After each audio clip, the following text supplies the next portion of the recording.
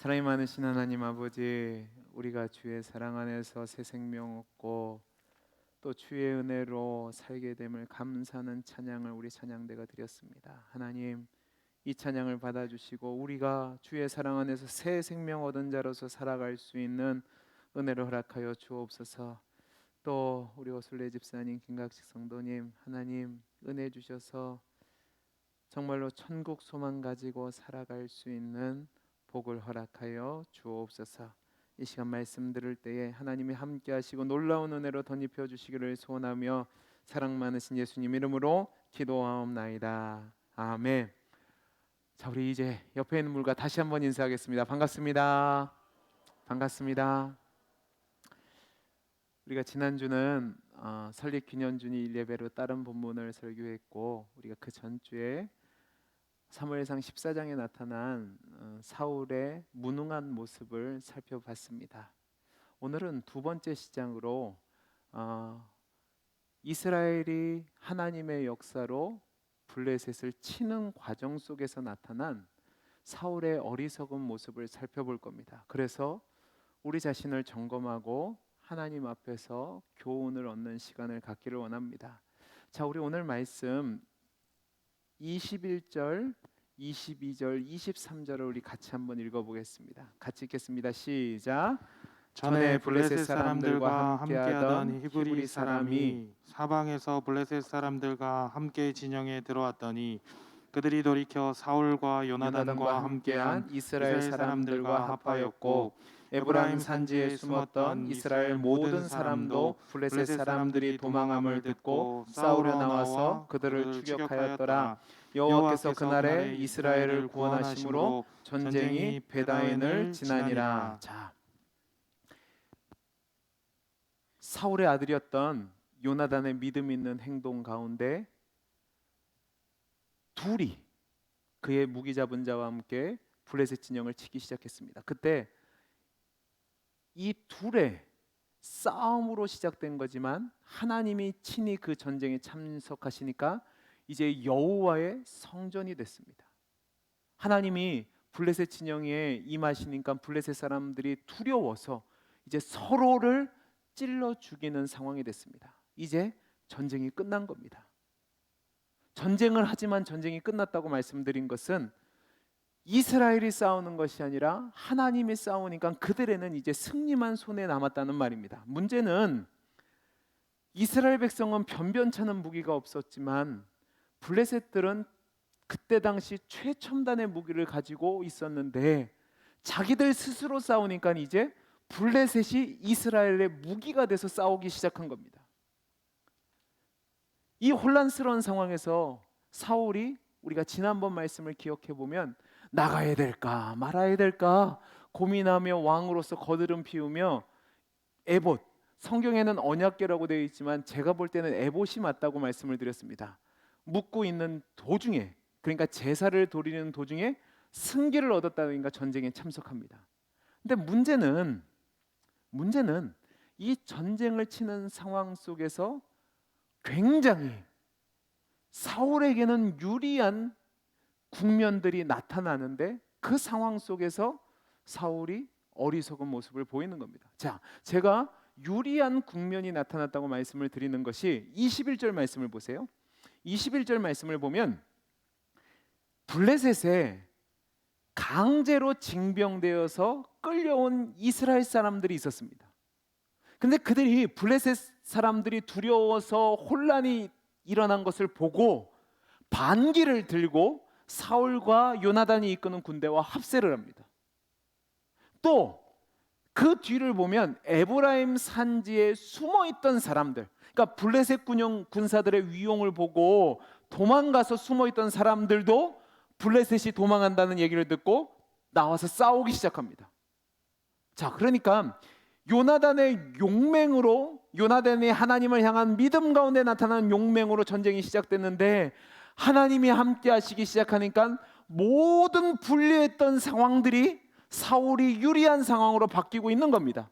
하나님의 계획 속에서 이스라엘을 블레셋에서 건지시기 위한 그 뜻 가운데 이 모든 일들이 일어나고 있는 거죠. 하나님이 역사하시니까 승기를 잡았단 말이에요. 근데 문제가 생겨요. 24절이에요. 24절에 뭐냐면 이날에 이스라엘 백성들이 피곤하였으니 이는 사울이 백성에게 맹세시켜 경계하여 이르기를 저녁 곧 내가 내 원수에게 보복하는 때까지 아무 음식물이든지 먹는 사람은 저주를 받을지어라 하였음이라. 그러므로 모든 백성이 음식물을 맛보지 못하고. 자, 이 말씀은 이제 새로운 문단이 시작되는 겁니다. 그런데 새로운 문장이 시작되는데 이날에 이스라엘 백성이 피곤하였으니라는 말로 시작이 됩니다. 이 피곤하였으니라는 말은 원문으로 보면 어떤 이에게 괴로움을 받았다라는 뜻을 가지고 있습니다. 그러니까 이스라엘 백성이 이 전쟁에 참여함에 있어서 처음에는 블레셋 군대의 그 위력 앞에서 절박함과 두려움 가운데 피곤했었는데 이제 하나님이 전쟁을 함께 하시고 승리케 하시니까 전쟁에 임했단 말이에요. 근데 이 전쟁에 임해서 자신들을 압제하고 괴롭혔던 블레셋을 치는 과정 중에 장시간의 전쟁으로 말미암아 지친 상태에 있었는데 사울의 망령된 맹세 때문에 괴로움이 가중되었다는 겁니다. 여러분, 여기서 이제 우리가 생각해 볼 것이 있어요. 도대체 왜 사울은 전쟁 중에 갑자기 음식물을 먹는 자는 저주를 받고 죽이겠다고 맹세를 한 걸까요? 여러분, 생각해 보셨어요? 왜 사울이 그런 일을 했을까요? 여러 가지 이유가 있을 수 있습니다. 뭐 예를 들어서 오랫동안 블레셋에게 한 맺힌 게 있으니까 개인적인 한풀이를 하려고 한 것도 있고, 이전에 사무엘에게 제사를 잘못 드렸다가 책망당한 것이 있으니까 그것을 만회하기 위해서 그런 거일 수도 있고, 자기가 방금 전에 제사 드리다가 뛰쳐나왔잖아요. 그러니까 하나님 앞에 찔린 거예요. 그러니까 이 맹세를 통해서라도 하나님과의 관계를 회복하려고 하는 모습이 있을 수도 있어요. 그러나 분명한 사실은 지금 사울이 왕으로서 전쟁에 참여한 지도자로서 그의 판단력이 완전히 망가졌다는 걸 보여주고 있어요. 왜 이런 일을 했을까? 여러 가지 추측이 있을 수 있지만 24절을 보시면 사울이 이렇게 한 것에 힌트가 나옵니다. 24절을 보면 이렇게 되어 있어요. 사울이 백성에게 맹세시켜 경계하여 이르기를 저녁 곧 내가 내 원수에게 보복하는 때까지라는 말이 나오는데요. 여러분, 이것이 사울의 맹세가 철저하게 자기중심적, 개인적인 욕심에서 나온 것임을 볼 수 있습니다. 이것을 원문 그대로 직역을 하면 내가 내 자신을 위하여 내 원수에게 보복하는 때까지가 됩니다. 그러니까 원문을 보면 철저하게 개인적인 원한을 갚기 위해서 전 이스라엘 군대에게 금식을 명령한 겁니다. 근데 이것은요, 요나단이 블레셋 진영에 쳐들어갔을 때와는 완전히 다른 동기를 보여주는 거예요. 14장 6절을 보면 요나단은 이렇게 쳐들어갑니다. 요나단이 자기 무기를 든 소년에게 이르되 우리가 이 할례 받지 않은 자들에게로 건너가자. 여호와께서 우리를 위하여 일하실까 하노라. 여호와의 구원은 사람이 많고 적음에 달리지 아니하였느니라. 자, 보세요. 요나단은 이 전쟁에 참여했던 이유가 뭐냐면 할례 받지 않은 자들을 치기 위함이에요. 그러니까 하나님의 백성과 하나님을 알지 못하는 이방 민족과의 전쟁으로 이 전쟁을 간주하고 하나님을 의지해서 생명을 걸고 적진에 나아갔는데, 사울은 이스라엘의 왕임에도 불구하고 내가 내 자신을 위하여 내 원수를 보복하기 위해서 모든 백성들에게 금식을 명령한 겁니다. 여러분, 여기서 이제 우리가 혼동하지 말아야 될 것이 있어요. 이스라엘의 왕은 블레셋에부터 이스라엘을 건져내야 되는, 구원해야 되는 사명이 있습니다. 그러니까 이런 측면에서 본다면 이스라엘의 왕인 사울에게 블레셋이 원수가 되는 것은 맞습니다. 그러나 오늘 본문에서 사울은 그런 개념으로 블레셋을 본 것이 아니라 철저하게 개인적인 감정에 따라 이 전쟁을 통해서 자신의 원한도 갚고 또 이스라엘 백성들에게 내가 얼마나 훌륭한 유능한 통치자인지를 확증하고 싶어서 이 명령을 내린 거예요. 사울의 입장에서 보면 블레셋은 철천지 왼수예요. 자기가 왕이 돼서 나라를 안정적으로 다스려야 되는데요. 이 블레셋 때문에 얼마나 고생을 당했는지 몰라요. 먼저 잘 보세요. 지금 블레셋과 전쟁을 벌였는데요. 그 블레셋 군대의 위용을 보고 자신의 백성들이 다 도망갔어요. 다 도망가서 수에 600명밖에 안 남았단 말이에요. 그러니까 전쟁에 참여해야 될 왕이 자기 싸움으로 시작된 거잖아요. 근데 전쟁도 못 해보고 뒤에로 길르앗으로 뛰어가서 숨어 있었단 말이에요. 그때 얼마나 비참했겠어요. 왕이 초기에 전쟁을 벌여서 자기의 명성을 쌓고 자기의 지위를 확보해야 되는데 지금 두려워서 떨고 있었단 말이에요. 그 모습을 모든 이스라엘 백성이 봤어요. 어떻겠냐고요. 거기에다가 앞서서 벌어졌던 실수도 생각났을 거예요. 블레셋과의 전쟁에서 사무엘이 기다리라고 했는데 기다리지 못하다가 제사를 드리는 것 때문에 사무엘에게 책망을 받았을 뿐만 아니라 하나님께 버림받은 단초가 블레셋에서 시작된 거예요. 그러니까 이 기회에 자신의 원한도 갚고 또 깎였던 체면도 다시 한번 해보고 싶으니까 이제 종교적인 명분을 내세워서 이 싸움에 임한 거예요. 그러니까 우리나라 옛날 어르신들 속담에 따르면 종로에서 뺨 맞고 한강에서 화풀이 하고 있는 거예요. 근데 이 사울의 잘못된 개인적인 욕망 때문에, 욕심 때문에 많은 군사들이 고통을 받게 되어 괴롭고 피곤한 상태가 됐다는 말입니다. 그런데요, 음식을 못 먹어서 지친 상황에서 더 괴로운 일이 일어납니다. 어떤 괴로운 일이 일어나면 25절 26절을 보시기 바랍니다. 25절 26절에 같이 읽어보겠습니다. 시작. 그들이 다 숲에 들어간즉 땅에 꿀이 있더라. 백성이 숲으로 들어갈 때에 꿀이 흐르는 것을 보고도 그들이 맹세를 두려워하여 손을 그 입에 대는 자가 없었으나. 자 보세요. 지금 지쳐 죽겠는데 힘들어 죽겠는데 꿀이 땅에 있는 것을 봤는데요. 보고도 건드리지를 못해요. 여러분 생각해 보세요. 음식을 보고도 먹지 못하니까 얼마나 괴로웠겠습니까?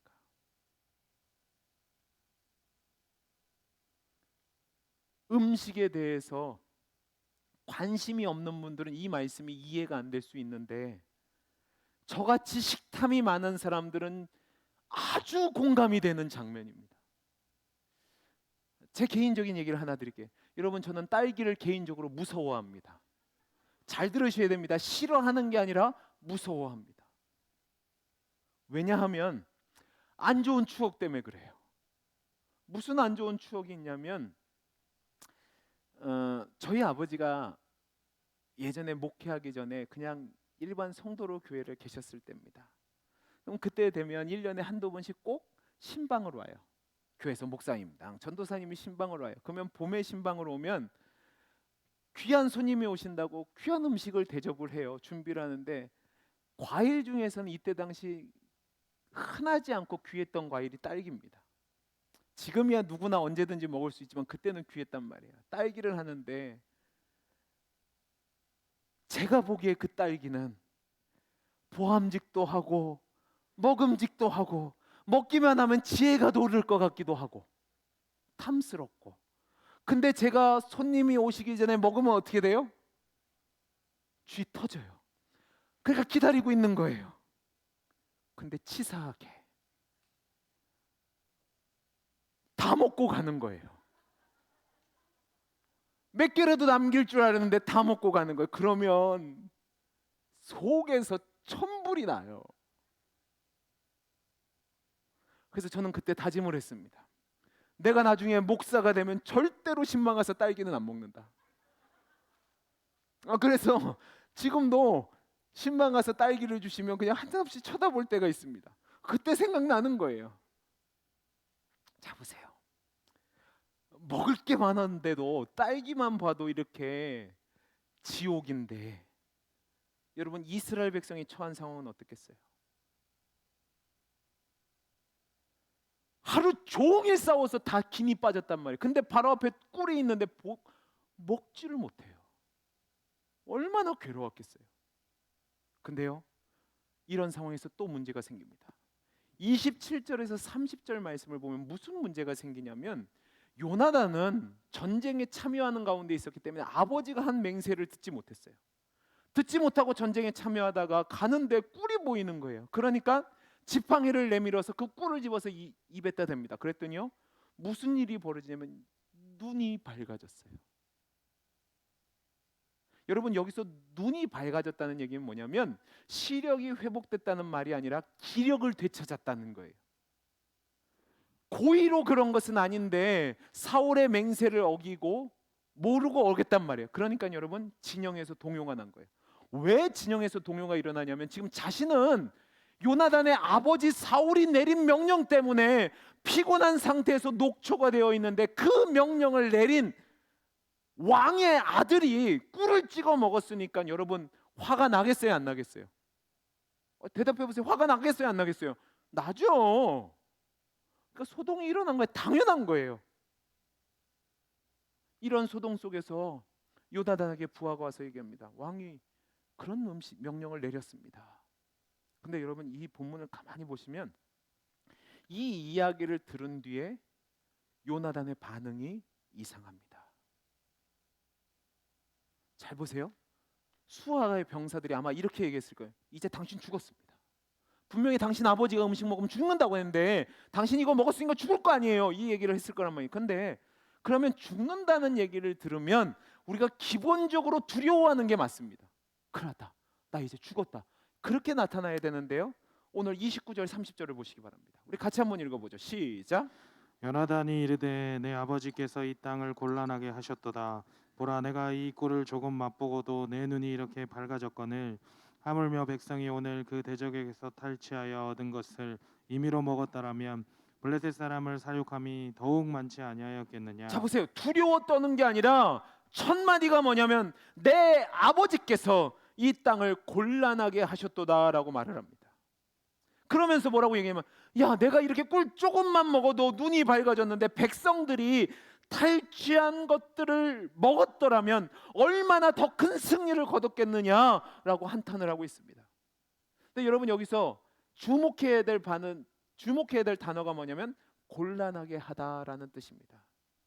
이 곤란하게 하다는 동사는 구약 성경을 보면 이 외에 사용된 것이 2번 정도 발견이 되는데 좋은 장면이 아니라 나쁜 장면에 발견이 됩니다. 먼저 여호수아입니다. 여호수아서 7장 24절에서 26절까지 말씀 중에서 우리 25절 말씀을 같이 한번 보죠. 25절입니다. 시작. 여호수아가 이르되 내가 어찌하여 우리를 괴롭게 하였느냐. 여호와께서 오늘 너를 괴롭게 하시리니 하니 온 이스라엘이 그를 돌로 치고 물건들도 돌로 치고 불사르고. 자 보세요. 이 말씀은 뭐냐면 아간이 여호수아성을 칠 때 하나님이 모든 전리품들은 하나님께 드리라고 얘기했는데 몰래 전쟁에서 승리한 뒤에 은과 외투와 금덩이를 숨깁니다. 근데 이것 때문에 어떤 일이 벌어지냐면 이스라엘 백성이 아이성 전투에서 패배하게 됩니다. 그 패배의 원인이 뭔지를 살펴보니까 아간 때문이에요. 그래서 그 아간을 아골골짜기로 데리고 가서 돌로 치고 불사르고 돌무더기를 쌓는 내용인데 25절에서 뭐 어떤 말씀이 나오냐면 내가 어찌하여 우리를 괴롭게 하였느냐라는 말이 나옵니다. 이 괴롭게 하였느냐라는 말이 아까 우리가 오늘 본문에 나오는 곤란하게 하다라는 말과 같은 단어입니다. 또 다른 데서 한 군데 찾아볼까요? 열왕기상 18장입니다. 17절 18절 말씀을 우리 같이 한번 읽어보죠. 시작. 엘리야를 볼 때에 아합이 그에게 이르되 이스라엘을 괴롭게 하는 자여 너냐? 그가 대답하되 내가 이스라엘을 괴롭게 한 것이 아니라 당신과 당신의 아버지의 집이 괴롭게 하였으니 이는 여호와의 명령을 버렸고 당신이 바알들을 따랐습니다. 자 보세요. 엘리야를 보자마자 왜 엘리야를 보자마자 아합이 했냐면 엘리야의 명령 때문에 온 이스라엘이 기근 중에 있었거든요. 그러니까 아합이 엘리야를 보자마자 이스라엘을 괴롭게 하는 자가 너냐라고 이야기합니다. 그러니까 엘리야가 아합 보고 뭐라고 그래요? 네가 그런 거야. 당신이 이스라엘을 괴롭게 하는 자라는 거예요. 왜요? 아합 때문에 온 이스라엘 백성이 우상 숭배의 길로 가서 하나님 앞에 범죄하였기 때문에 이 재앙이 왔다는 거죠. 그러니까 이 곤란하게 하다라는 단어는 매우 부정적이고 나쁜 의미로 사용되고 있어요. 그러니까 지금 이 요나단의 말은 어떤 의미냐면 아간이 하나님께 바쳐진 제물을 취함으로 말미암아 온 이스라엘 백성이 전쟁에서 패배하여 괴롭게 된 것처럼 아합의 우상 숭배로 말미암아 온 이스라엘 백성이 죄 가운데에 우상 숭배로 하나님의 재앙을 받아 괴롭게 된 것처럼 그의 헛된 맹세로 말미암아 모든 이스라엘 백성이 괴로움을 당하고 있다, 이렇게 얘기하고 있는 거예요. 그러니까 얼마나 사울이 어리석고 잘못된 결정으로 이스라엘 백성을 곤란하게 만들었는지를 보여주는 거죠. 근데 여기서 끝나지 않습니다. 곤란한 상태에서만 끝이는 것이 아니라 이제 이스라엘 백성이 하나님 앞에 범죄하는 일까지 합니다. 오늘 말씀 31절 32절 보죠. 같이 읽어보겠습니다. 시작. 그날의 백성이 믹마스에서부터 아얄론에 이르기까지 블레셋 사람들을 쳤으므로 그들이 심히 피곤한지라. 백성이 이에 탈취한 물건에 달려가서 양과 소와 송아지를 끌어다가 그것을 땅에서 잡아 피채 먹었더니, 먹었더니. 잡으세요. 그림을 보여주시기 바랍니다. 여러분 지도를 보시면 저 밑에 예루살렘 보이십니까? 보이세요? 자, 그 위에 게바가 있죠, 그죠? 이 게바와 믹마스 사이에서 대척점을 이루다가 전쟁이 벌어진 겁니다. 자, 근데 잘 보세요. 이스라엘 백성이 이 게바와 믹마스 사이에 계곡을 지나서 올라간 겁니다. 지난번에 보여드렸던 그림 기억나세요? 그 사이가 얼마나 폭이 있고 있던 거 기억나시죠? 거기로 올라가서 싸움을 했어요. 근데 여기서 끝난 것이 아니라 그 위에 베다웬을 지나서 이제 어느 쪽으로 가냐면 저쪽에 아얄론이라고 보이세요? 이쪽에 아얄론 보이시죠? 아얄론까지 가는데 여러분 이 아얄론은 베토론이라는 곳의 밑에 있는 곳인데요. 블레셋 경계 지역입니다. 경계 지역인데 예루살렘에서 여러분 약 23km 정도 떨어져 있고 믹마스에서는 약 25km에서 30km 정도 떨어져 있어요. 자, 그러면 잘 보세요. 네, 됐습니다. 이 긴 거리를 군사들이 해 지기 전까지 아무것도 먹지 않고 추격하며 싸웠으니까 여러분 지쳤을까요? 안 지쳤을까요? 지쳤죠. 여기 보면 심히 피곤했다라고 되어 있는데 이거를요 다른 단어로 표현하면 기절하다, 졸도하다는 뜻을 갖고 있습니다. 기절할 만큼, 졸도할 만큼 지쳤다는 거예요. 아무것도 먹지 않고 죽기 살기로 싸우고 30km를 쫓았으니 여러분 얼마나 피곤했겠냐고요. 졸도하기 전까지였다고요. 그러다가 여러분 32절을 보면 4개의 동사가 원문을 보면 연속적으로 나오는데 달려가다, 취하다, 잡았다, 먹었다요. 이 얘기는 뭐냐면 이스라엘 백성이 너무 굶주리고 지친 상황 가운데 탈취할 물건 중에서 양과 소와 송아지가 있잖아요. 맹렬하게 짐승처럼 달라들어서 그 짐승을 죽여서 피도 제거하지 않고 먹었다는 거예요. 그러면 여러분 저 한번 보시죠. 왜 갑자기 이스라엘 백성들이 짐승들에게 달려들어서 먹었을까? 그것은 이스라엘과 우리의 날짜가 다르기 때문에 그렇습니다. 날짜의 개념이. 우리는 하루가 시작되는 것을 언제로 생각하죠? 아침으로 시작하죠. 그죠? 근데 이스라엘 백성은 밤이면 그 다음 날의 새로운 시작으로 봅니다. 그러니까 해가 졌다는 말이에요. 해가 지니까 이스라엘 백성 입장에서는 하루가 지나고 새로운 날이 되니까 기다렸다가 짐승처럼 달려들어서 양과 소와 소를 잡아서 그냥 바로 먹었다는 거예요. 이게 왜 죄가 되냐? 율법의 관례에 따르면 짐승을 잡을 때 어떻게 했냐면 피를 완전히 제거하기 위해서요 큰 돌단 위에 짐승을 뒤집어 누인 다음에요 목의 동맥을 끊고 그 피가 다 나올 때까지 기다려서 그 뒤에 음식을 먹었습니다. 근데 백성들이 너무 허기지니까 돌 제단을 마련할 생각도 안 하고 짐승을 바로 때려잡아서 피를 뺄 때까지 기다린 것이 아니라 그냥 그 자리에서 그것을 먹었다고요. 동물의 고기를 먹을 때 피째 먹지 말라는 하나님의 말씀을 어기는 죄된 행동을 나타나게 된 거죠. 그러니까 잘 보세요. 사울의 잘못된 이 명령이 이스라엘 백성을 피곤하게 만든 상태에서 그친 것이 아니라 하나님 앞에서 더 심각한 문제, 그러니까 이스라엘 백성이 하나님 앞에서 범죄하게 되는 결과를 가져오게 됐다고요. 분명히 사울은 신앙적인 명분을 내세워서 이스라엘 백성에게 금식을 선포합니다.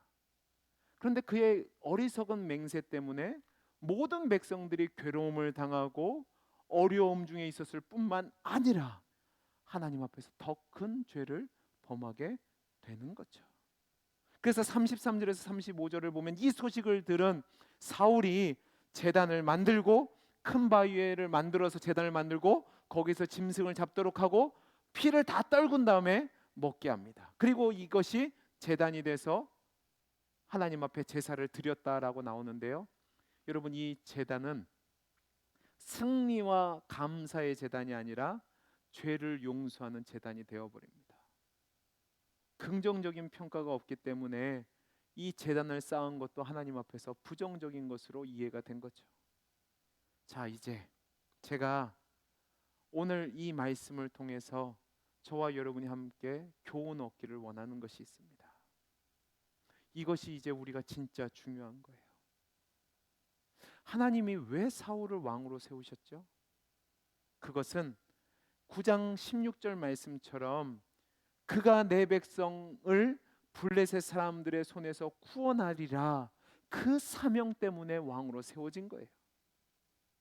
블레셋 사람으로 대표되는 대적들의 손에서 구원해서 이스라엘 백성을 편안하게 하고 하나님 안에서 살아가도록 하는 사명이 있었는데, 오늘 말씀 28절, 29절, 31절을 보면 사울의 개인적인 욕심 때문에, 그 어리석은 명령 때문에 모든 이스라엘 백성들이 곤란하게 되고 피곤하게 되고 하나님 앞에 범죄하게 됩니다. 사울은 용기도 없었고 제대로 된 신앙도 없었고 판단력도 없었고, 거기다가 자신의 원한을 갚기 위한 사리 사욕 때문에 모든 이스라엘 백성들에게 짐이 되고 죄악된 길로 인도하는 어리석은 왕이 된 거죠. 이제 이것을 우리에게 적용을 해볼까요? 여러분, 저와 여러분이 교회에서, 가정에서 살아갈 때에 우리가 먼저 믿는 자로서 하나님이 요구하지 않는 지나친 희생과 헌신을 요구하다 보면 우리 때문에 우리의 가족 구성원들이, 또 성도들이 괴롭힘을 당하고 죄악된 길로 갈 수 있다는 사실을 기억해야 됩니다. 우리 주변을 보면, 특별히 교회를 통해서 보면, 목사의 개인적인 욕심 때문에, 영적인 어리석음 때문에 그 욕망을 채우기 위해서 종교적인 명분을 부여하고 열심을 강요해서 많은 성도님들이 지치고 괴롭고 고난함을 당한 것을, 그래서 결국은 하나님을 떠난 것을 우리가 얼마나 많이 봅니까?